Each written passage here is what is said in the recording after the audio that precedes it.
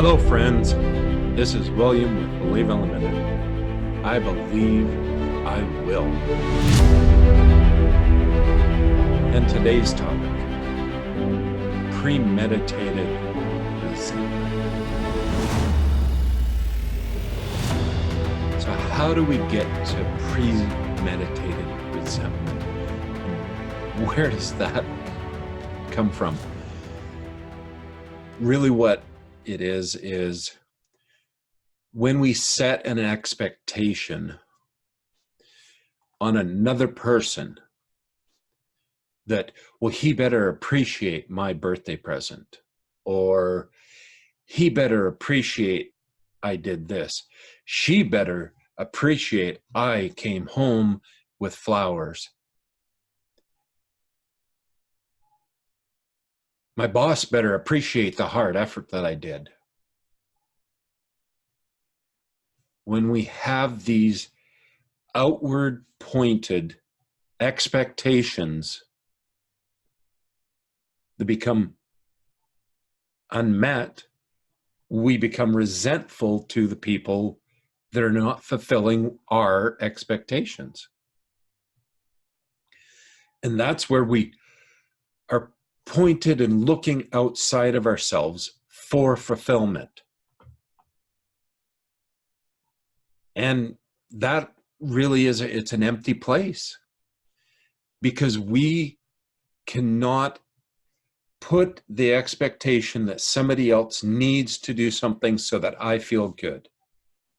First off, it's unfair to the other person because they aren't even aware of what the perfect response is. They're not aware of the rules of when they should appreciate it, what they need to say, unless we communicate that to them in advance, that when I bring you flowers, I expect a hug. If we've already set that in motion and we've communicated that, then we're in a safe place. But if we don't have the communication to express, when I do this, I expect that, or I expect you to treat me in a certain way. And if we go into a relationship with premeditated thoughts of how it has to go, and it doesn't go that way, we will have resentment. I've experienced that. I know that. It's how it works.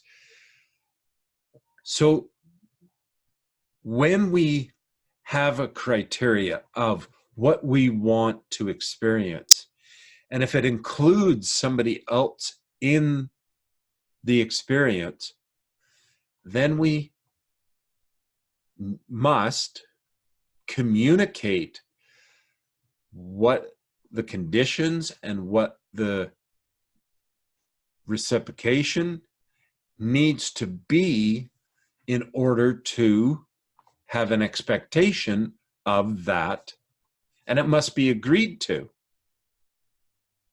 We can't just throw, well, you need to this when I do that. You can't throw that at somebody.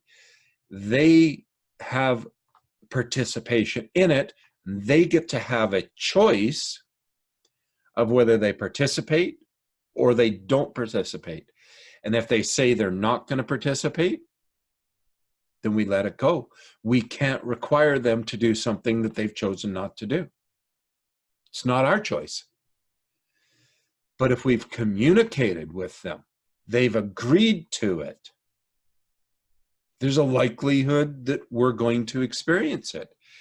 And if it's something that works for you, if, like, say your love language is physical touch, and you've agreed that when you do something, or when you get home from work, I really need a hug, and they've agreed to that, when you don't receive it, then maybe there is something wrong. But thinking there's something wrong just because you didn't receive it is jumping to the premeditated resentments. It's, well, she said she was going to and she didn't. Well, he said he was going to pick the laundry up and he never did. He just doesn't care. No. These are all premeditated. We've set them up in our own minds as being unacceptable behavior. And unless we've included the person that we're experiencing this, we're just shooting ourselves in the foot, maybe the arm. We're really attacking ourselves, because if we are choosing to set up expectations that are not communicated or unrealistic, then we've premeditated our frustration and anger. We've decided that, you know what, I'm going to be angry about this 3 weeks from now. Because 3 weeks from now, I'm going to be so excited. I'm going to be so pumped, and I want this. And it doesn't happen, and we're angry. He didn't even remember my birthday. Unless it's been discussed and he agreed to it, you're assuming the birthday is his most important function. What if he has the thought that he wants to do little things for you all the time, and you're only looking for one thing, the birthday, and you're both miscommunicating? And that's where the premeditated resentments come from, is we have expectations that are maybe unrealistic, or they're not communicated and agreed to. And these are things that we can release when we're having a relationship with someone in any form, a friend, a coworker, a spouse. We can agree that when I thank you for something, or if I give you a gift of some kind, I would appreciate a hug in return. Because I know you're a gift person and I'm a physical touch. So I will give you gifts if you can give me hugs. You've negotiated it. And it's no longer a resentment that every time I give her a gift, I'm not getting a hug. It's that simple, but it's that effective. So have good conversations, make great agreements. And when you make an agreement, do your best to live up to it. And if you miss it, acknowledge that you missed it and have a discussion about it. And that's how you release the premeditated resentments that we all have in our lives.